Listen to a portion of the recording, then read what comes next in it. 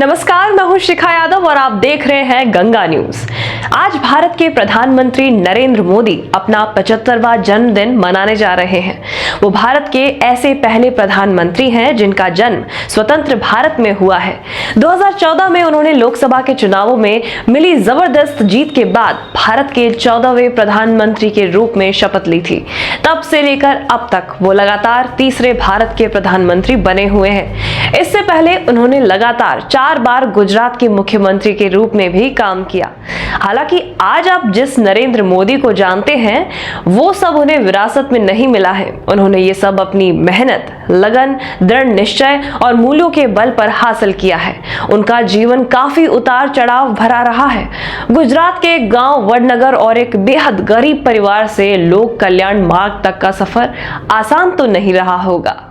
नरेंद्र मोदी का जन्म 17 सितंबर 1950 में गुजरात के कस्बे मेहसाड़ा के वडनगर में हुआ था।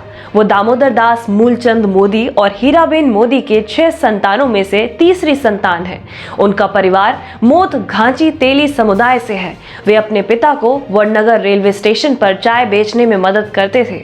जीवन की इन आरंभिक कठिनाइयों ने उन्हें न सिर्फ कठोर परिश्रम के मूल्य की समझ दी, बल्कि इसके साथ ही आम लोगों की पीड़ा को समझने का मौका भी दिया। यही कारण है कि मुख्यमंत्री और फिर प्रधानमंत्री के रूप में उन्होंने अंत्योदय अर्थात अंतिम पंक्ति में खड़े व्यक्ति की सेवा करने के सिद्धांत का अनुकरण करते हुए जीवन जिया है। जब नरेंद्र मोदी 8 साल के थे तब उन्होंने आरएसएस ज्वाइन की और अपने स्थानीय शाखों में भाग लेना शुरू कर दिया। वहां वे लक्ष्मण राव इनामदार से मिले, जिन्होंने उन्हें आरएसएस में बाल स्वयंसेवक के रूप में शामिल किया और उनके राजनीतिक गुरु बन गए। उन्होंने छोटी उम्र से ही देशभक्त संस्थाओं के साथ काम कर अपने आप को देश सेवा में समर्पित कर दिया। हालांकि उनके माता पिता ने घांची परंपरा के अनुसार बचपन में ही उनकी शादी करा दी। 13 साल की उम्र में उनकी सगाई जशोदाबेन से हो गई और जब वो 18 साल के थे तब उनकी शादी कर दी गई। लेकिन उनका मन तो पारिवारिक जीवन में नहीं लगा और वो घर का त्याग कर भ्रमण कर निकल गए, जिसके बाद घर में उनका अपनी मां हीराबेन के साथ ही घनिष्ठ संबंध रहा और कई मौके पर इसकी तस्वीर देखने को मिलती रही।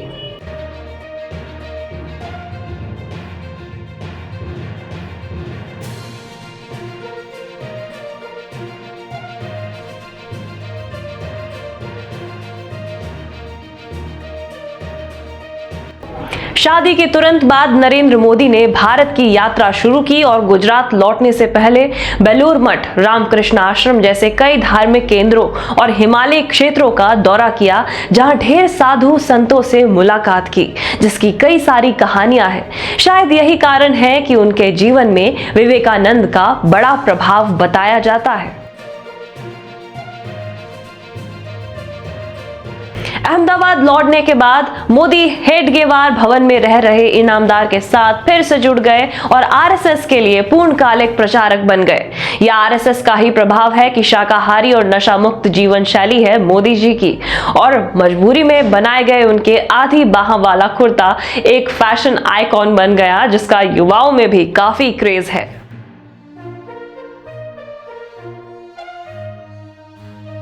1975 में तत्कालीन प्रधानमंत्री इंदिरा गांधी ने भारत में आपातकाल की घोषणा की, जो 1977 तक चली। इसी अवधि के दौरान इंदिरा जी ने अपने कई राजनीतिक विरोधियों को जेल में डाल दिया और विपक्षी संगठनों पर प्रतिबंध लगा दिया। इस दौरान मोदी जी को गुजरात लोक संघर्ष समिति का महासचिव नियुक्त किया गया, जो गुजरात में आपातकाल के विरोध में समन्वय करने वाली आरएसएस की एक समिति थी। हालांकि कुछ समय बाद ही आरएसएस पर भी प्रतिबंध लगा दिया गया। उन्हें गुजरात में भूमिगत होने के लिए मजबूर होना पड़ा और गिरफ्तारी से बचने के लिए बार बार भेष बदलकर यात्रा करना पड़ता था। उन्होंने इमरजेंसी के दौरान की घटनाओं का वर्णन करते हुए गुजराती में संघर्ष मां गुजरात नामक एक पुस्तक भी लिखी है।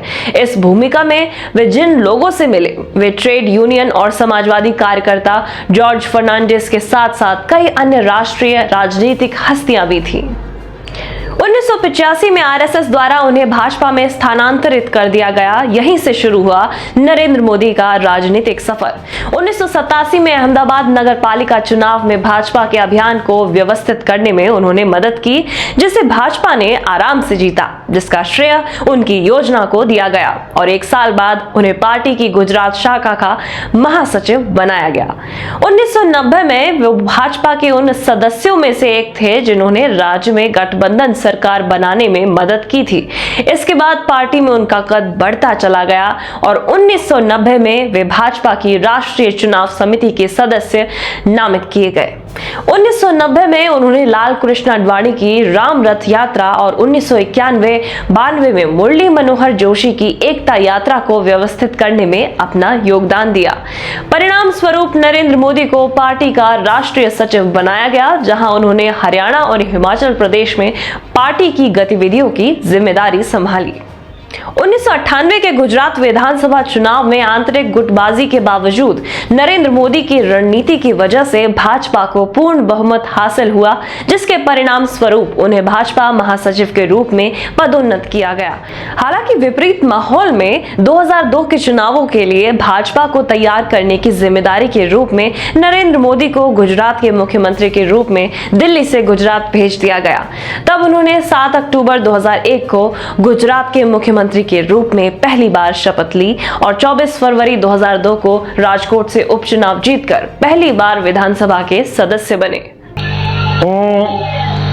नरेंद्र दामोदरदास मोदी ईश्वरना नामे सौगंध लઉં છું કે કાયદાથી સ્થાપિત ભારતના સંવિધાન પ્રત્યે હું સાચી શ્રદ્ધા અને નિષ્ઠા ધરાવીશ। હું ભારતના સાર્વભૌમત્વનું અને અખંડતાનું સમર્થન કરીશ અને હું ગુજરાત રાજ્યના મુખ્યમંત્રી તરીકેના મારા કર્તવ્યો શ્રદ્ધાપૂર્વક અને અંતઃકરણપૂર્વક બજાવીશ અને ભય કે પક્ષપાત રાગ કે દ્વેષ વિના તમામ લોકો સાથે संविधान અને કાયદા અનુસાર ન્યાયપૂર્વક વર્તીશ। हालांकि उनके मुख्यमंत्री बनने के थोड़े समय में ही गोधरा में ट्रेन जलने के बाद गुजरात में भयंकर दंगे हुए और उनके ऊपर भी विपक्ष द्वारा दंगे के दाग लगाए गए, लेकिन उन्होंने अपने कुशल नेतृत्व से न सिर्फ गुजरात को इन सब से बाहर निकाला बल्कि खुद को भी एक सक्षम प्रशासक के रूप में स्थापित किया।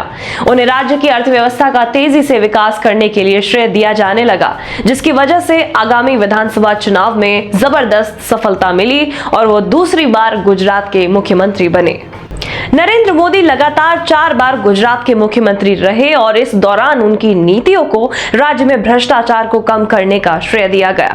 उन्होंने गुजरात में वित्तीय और प्रौद्योगिकी पार्क स्थापित किए और वाइब्रेंट गुजरात सम्मेलन के दौरान बड़े निवेश को गुजरात में स्थापित किया। सूखे से जूझ रहे गुजरात के कई इलाकों भूजल संरक्षण परियोजनाओं को बढ़ावा दिया। इसके परिणाम स्वरूप कई जल स्तर में कमी वाली तहसीलों ने 2010 तक अपने सामान्य भूजल स्तर को पुनः प्राप्त कर लिया। परिणाम स्वरूप राज्य का कृषि उत्पादन बड़ा हो गया और गुजरात का कृषि विकास दर लगभग 10.97 हो गया। इसके साथ ही उनकी सरकार ने गुजरात में तमाम आधारभूत सुविधाएं और इंफ्रास्ट्रक्चर तैयार किया और गुजरात का विकास पूरे देश में गुजरात मॉडल के नाम से जाना जाने लगा। उस समय नरेंद्र मोदी पहले वो राजनेता थे जिनकी एक मजबूत ऑनलाइन उपस्थिति थी। वो प्रौद्योगिकी का इस्तेमाल लोगों से जुड़ने और उनके जीवन में बदलाव लाने के लिए करते थे। वो सर्वाधिक प्रौद्योगिकी मूलक सोच रखने वाले नेता के रूप में जाने जाने लगे। फेसबुक, ट्विटर, गूगल सहित अन्य सोशल मीडिया पर उनकी सक्रियता ने उनके व्यक्तिगत संपर्क को और मजबूती दी। परिणाम ये हुआ कि नरेंद्र मोदी की लोकप्रियता पूरे देश में फैल गई, जिससे वे न केवल पार्टी के भीतर सबसे प्रभावशाली नेता बने बल्कि भारत के प्रधानमंत्री के लिए एक संभावित उम्मीदवार भी बन गए। तब जून 2013 में उन्हें लोकसभा के 2014 के चुनावों के लिए भाजपा के अभियान का नेता चुना गया और 2014 के आम चुनाव में उन्होंने प्रधानमंत्री पद के उम्मीदवार के रूप में भाजपा का नेतृत्व किया। संसदीय दल ने यह फैसला किया है कि श्री नरेंद्र मोदी को आगामी लोकसभा चुनाव के लिए प्राइम मिनिस्ट्रियल कैंडिडेट के रूप में प्रोजेक्ट किया जाए। 2014 के चुनाव में भाजपा को जबरदस्त सफलता मिली और 1984 के बाद किसी भी एक पार्टी के लिए पहली बार लोकसभा में पूर्ण बहुमत हासिल हुआ। Prime Minister Shri Narendra Damodar Das Modi.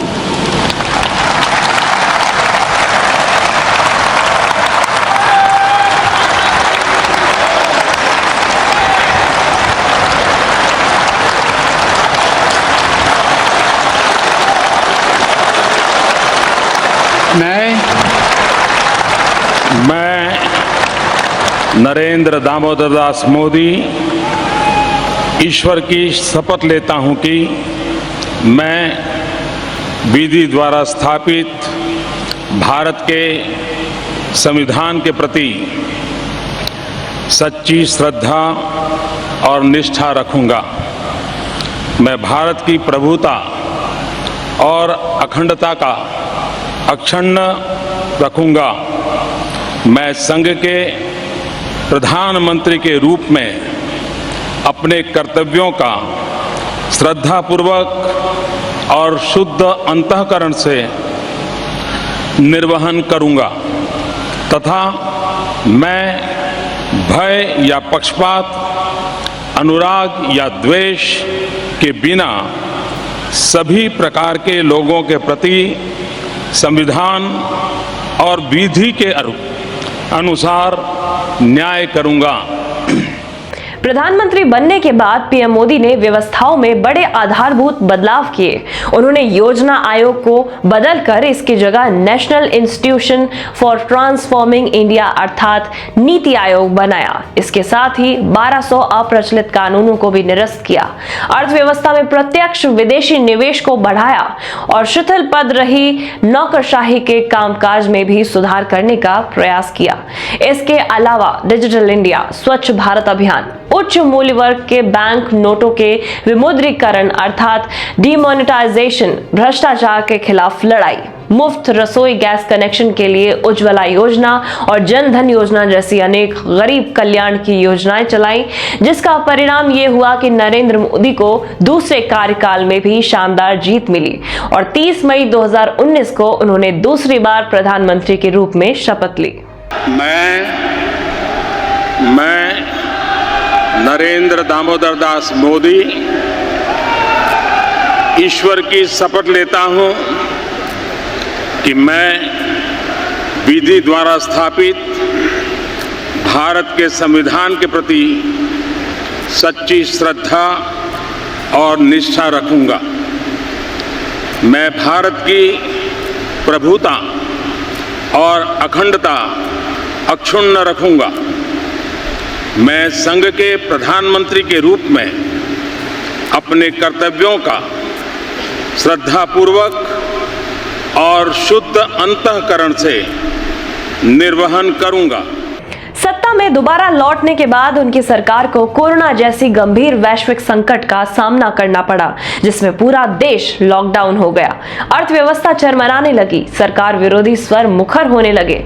लेकिन उन्होंने अपने कुशल नेतृत्व से न सिर्फ अर्थव्यवस्था को संभाला बल्कि अपने घोषणा पत्र को पूरा करने के लिए महत्वपूर्ण और मजबूत फैसले भी लिए, जिसमें 3 तलाक खत्म करना, जम्मू कश्मीर से धारा 370 खत्म करना, CAA का कानून बनाना, कृषि सुधार बिल लाना आदि शामिल है। हालांकि इन फैसलों की वजह से उन्हें काफी विरोध भी झेलना पड़ा। इस दौरान उन्हें व्यक्तिगत रूप से भी भावनात्मक झटका लगा। 2022 में नरेंद्र मोदी की मां हीराबा का 99 वर्ष की अवस्था में स्वर्गवास हो गया। हालांकि साल 2024 में हुए आम चुनाव में नरेंद्र मोदी फिर से लगातार तीसरी बार देश के प्रधानमंत्री तो बने, लेकिन इस बार चुनौतियां पहले से ज्यादा बढ़ गईं। जहां पिछली 2 बार उन्होंने पूर्ण बहुमत की सरकार चलाई थी, वहीं इस बार उन्हें गठबंधन की सरकार बनानी पड़ी। मैं नरेंद्र दामोदर दास मोदी ईश्वर की शपथ लेता हूं कि मैं विधि द्वारा स्थापित भारत के संविधान के प्रति सच्ची श्रद्धा और निष्ठा रखूंगा।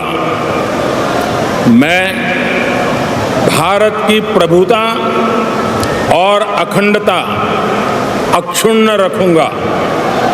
मैं संघ के प्रधानमंत्री के रूप में अपने कर्तव्यों का श्रद्धापूर्वक और शुद्ध अंतःकरण से निर्वहन करूंगा। और बात की जाए गठबंधन सरकार की, तो पीएम मोदी को गठबंधन सरकार और इसके खींचतान के पूर्व अनुभव नहीं रहा है, न मुख्यमंत्री रहते हुए और न प्रधानमंत्री रहते हुए। एक तरफ गठबंधन की मजबूरी, दूसरी तरफ मजबूत विपक्ष सरकार के लिए चुनौती बढ़ाने वाले, तो तीसरी तरफ गठबंधन सरकार की वजह से वैश्विक शक्तियों का मुखर होता षड्यंत्र। चुनौतियां चारों तरफ से आने लगी और इसे पीएम मोदी के राजनीतिक पारी का अंतिम चरण माना जाने लगा। लेकिन केवल एक साल में ही पीएम मोदी ने हमेशा की तरह शानदार वापसी करते हुए हरियाणा, महाराष्ट्र और दिल्ली के विधानसभा चुनाव में लगातार जीत हासिल कर अपने आलोचकों का मुंह बंद कर दिया। अगर बात करें वर्तमान चुनौतियों की, तो ये भी चौतरफा खड़ी नजर आ रही हैं। चीन के साथ बड़ा व्यापारिक घाटा, बांग्लादेश में तख्ता पलट, ऑपरेशन सिंदूर के बाद पाकिस्तान के साथ तल्ख रिश्ते, पाकिस्तान अमेरिका की बढ़ती नजदीकियां, अमेरिका की तरफ से भारत पर लगाए गए 50% टैरिफ और भारत में भी पड़ोसी देश की तरह राजनीतिक उलटफेर की उम्मीद में लगी हुई देशी और विदेशी शक्तियां। अगर इन तमाम घटनाक्रम को जोड़कर देखें तो ये यही इशारा कर रही हैं कि अभी भी आगे राह आसान नहीं है।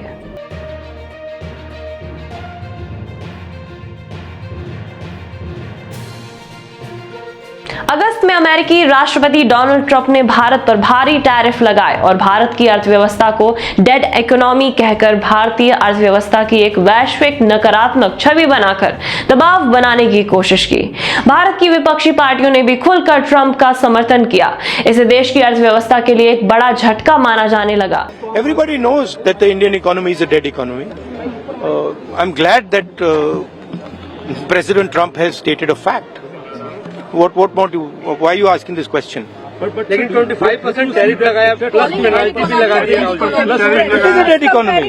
Are you people not aware of this? आपको ये मालूम नहीं है कि इंडियन इकोनॉमी डेड इकोनॉमी है? लेकिन ऐसी विषम परिस्थिति में भी पीएम मोदी ने हार नहीं मानी। छोटे किसानों, छोटे उद्योगों और देश के हितों के लिए ट्रंप के किसी भी दबाव का सामना करने की घोषणा कर दी।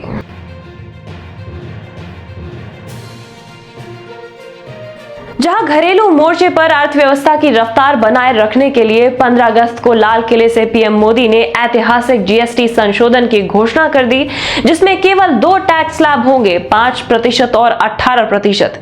इससे घरेलू खपत बढ़ेगी, आम नागरिक को सस्ते सामान मिलेंगे और व्यापार को अधिक बिक्री से लिक्विडिटी और आत्मनिर्भरता मिलेगी। इस दिवाली में आपकी डबल दिवाली का काम मैं करने वाला हूं। इस दिवाली में आपको एक बहुत बड़ा तोहफा देशवासियों को मिलने वाला है। पिछले 8 साल से हमने जीएसटी का बहुत बड़ा रिफॉर्म किया। पूरे देश में टैक्स के बर्डन को कम किया, टैक्स की व्यवस्थाओं को सरल किया और 8 साल के बाद समय की मांग है कि हम एक बार उसको रिव्यू करें। हमने एक हाई पावर कमेटी को बिठा करके रिव्यू शुरू किया, राज्यों से भी विचार विमर्श किया और मेरे प्यारे देशवासियों, हम नेक्स्ट जनरेशन जीएसटी रिफॉर्म्स लेकर के आ रहे हैं। ये दिवाली के अंदर आपके लिए तोहफा बन जाएंगे। सामान्य मानवीय की जरूरतों के टैक्स भारी मात्रा में कम कर दिए जाएंगे, बहुत बड़ी सुविधा बढ़ेगी।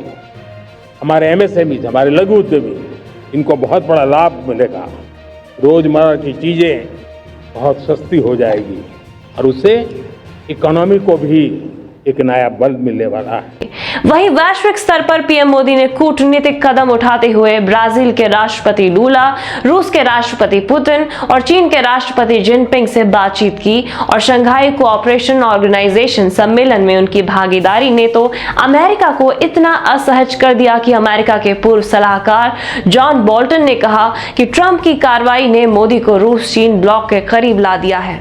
हालांकि न तो घरेलू चुनौतियां अभी समाप्त हुई हैं और न ही वैश्विक, न तो अभी अमेरिका ने अपनी साजिशें रोकी हैं और न ही पश्चिमी ताकतों ने। हालांकि अगर इतिहास और पीएम के पिछले सफर पर नजर डालें तो ये पता चलता है कि जब जब पीएम मोदी के सामने कठिन चुनौतियां आई हैं तब वो और मजबूत बनकर निकले हैं। गठबंधन की सरकार चलाते हुए भी पीएम मोदी ने पश्चिमी दबाव का सामना करते हुए भारत को ग्लोबल साउथ के प्रतिनिधि के रूप में खड़ा कर दिया। अमेरिकी राष्ट्रपति ट्रंप के बुलावे को नजरअंदाज कर यह भी दिखा दिया कि उनके लिए भारतीय हित सबसे पहले है। विकास पर उनकी पैनी नजर और परिणाम हासिल करने की उनके प्रामाणिक क्षमता ने उन्हें भारत के सबसे लोकप्रिय नेताओं में से एक बनाया। इन्हीं मजबूत इरादों का ही परिणाम है कि आज वैश्विक स्तर पर पीएम मोदी की स्वीकृति दर 75% से अधिक है।